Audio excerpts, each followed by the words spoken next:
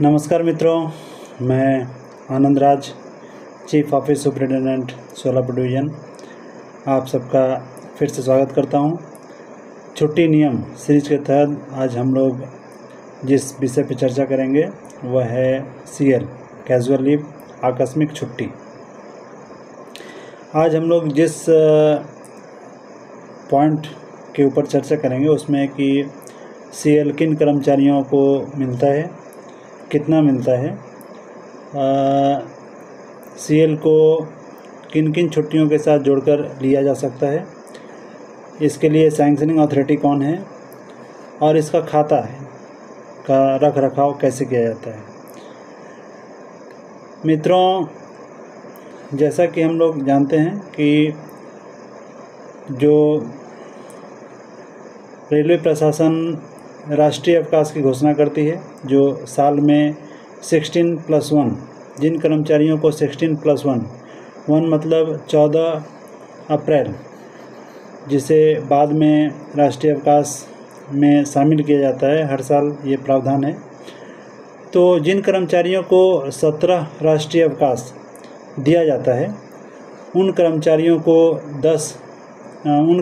को 8 CL दी जाती है, तथा जिन कर्मचारियों को 17 राष्ट्रीय अवकाश से कम दिया जाता है उन कर्मचारियों को टोटल कुल 10 CL प्रदान की जाती है साल में। जिन कर्मचारियों को 8 CL दी जाती है उन कर्मचारियों को 2 RH रिस्ट्रिक्टेड हॉलीडे ये दिया जाता है। जो दिव्यांग कर्मचारी हैं उन कर्मचारियों को 4 और 8+4 4 और CL दिया जाता है। तो इस प्रकार 8, 10 और 12 इस रेशियो में कर्मचारियों को CL प्रदान की जाती है। अब है कि ये किन किन छुट्टियों के साथ मिलाकर लिया जा सकता है। तो जो आकस्मिक अवकाश है, CL है, उसे किसी भी छुट्टी के साथ जोड़कर नहीं लिया जा सकता है। कुछ अपवाद हैं, जैसे जो राष्ट्रीय जो NH है उसके साथ इसे जोड़ा जा सकता है, जो आपका रेस्ट है उसके साथ जुड़ता है, स्पेशल CL है उसके साथ जुड़ेगा, अगर RH है जैसा कि बताया रिस्ट्रिक्टेड हॉलीडे उसके साथ जुड़ता है, और अगर कर्मचारी का CR है क्षतिपूरक अवकाश उसके साथ इसको जोड़कर लिया जा सकता है।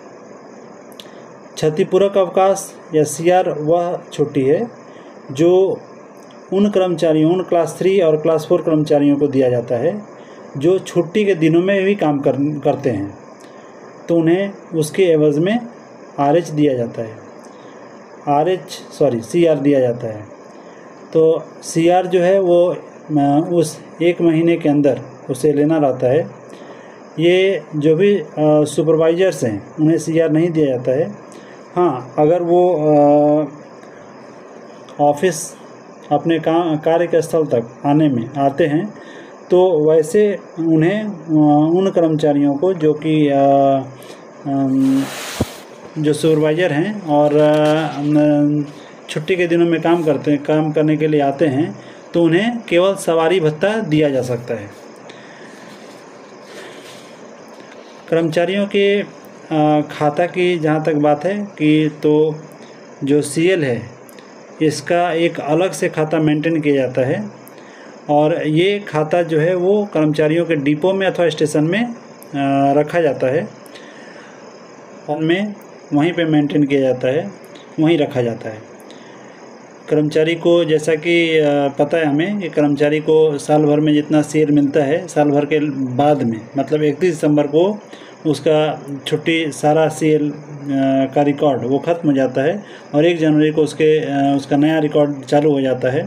मतलब 31 दिसंबर तक उसने जितना छुट्टी लिया, सपोज़ करिए कर्मचारी को 10 CL दिया गया था और कर्मचारी जो है वो उसमें 6 CL लिया, और 31 दिसंबर को उसका जो 4 CL है वो लैप्स कर जाएगा, वो ख़त्म हो जाएगा।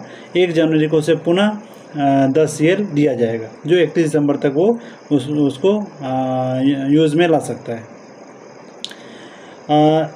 ये जो CL जो है वो जो सीनियर सुपरवाइजर्स हैं उनके द्वारा सैंक्शन किया जाता है, चूँकि ये 8 और 10 दिन की तक की छुट्टी रहती है, तो उसे सीनियर सुपरवाइजर के द्वारा इसको सैंक्शन किया जा सकता है। कर्मचारियों के मन में एक दुविधा है कि अगर कोई कर्मचारी सीए लेकर के जाता है, छुट्टी पे जाता है, और उसमें कर्मचारी क्या करते हैं कि बीच में अपना रेस्ट दिखा देते हैं और उसके बाद फिर एपीएल की मांग करते हैं। ये सरासर गलत है, ऐसा नहीं है। जब तक कर्मचारी एक छुट्टी लेकर के जाता है, अगर सीएल लेकर के गया है, जैसा कि मैं पहले बता चुका हूँ कि सीएल किसी भी छुट्टी के साथ उसको जोड़ा नहीं जा सकता है, तो कर्मचारी अगर सीए लेकर के गया है तो उसे फिज़िकली ड्यूटी पे आना होगा। अगर वो फिज़िकली ड्यूटी पर आते हैं, भले वो एक दिन के लिए क्यों ना हो, फिज़िकली ड्यूटी आने के बाद ही उसका दूसरा सीए अगर दूसरा छुट्टी लेना चाहते हैं एपीएल वगैरह, तो वो सैंक्शन करवा के और उसको ले सकते हैं। लेकिन सीएल ले करके फिर बीच में रेस्ट दिखा करके फिर अपना एपीएल ले लेना, ये कहीं भी न्यायोचित नहीं है।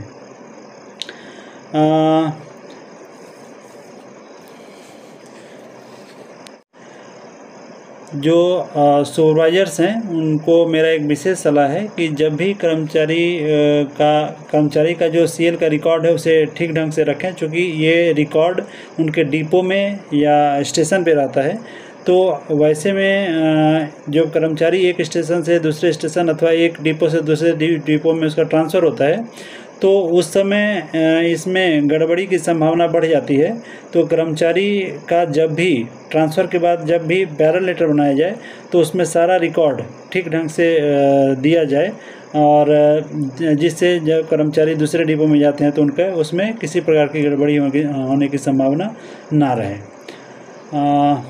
मित्रों, आप लोगों ने जो मेरा प्रोत्साहन किया है या प्रोत्साहन कर रहे हैं, उसके लिए आप सबका बहुत बहुत धन्यवाद। छुट्टी सीरीज के तहत अगर आप किसी विषय में किसी और सब्जेक्ट के पे चर्चा करना चाहते हैं, तो कृपया वो कमेंट सेक्शन में जाकर कमेंट करें, ताकि हम लोग उस पर और भी ज़्यादा चर्चा कर सकें। धन्यवाद।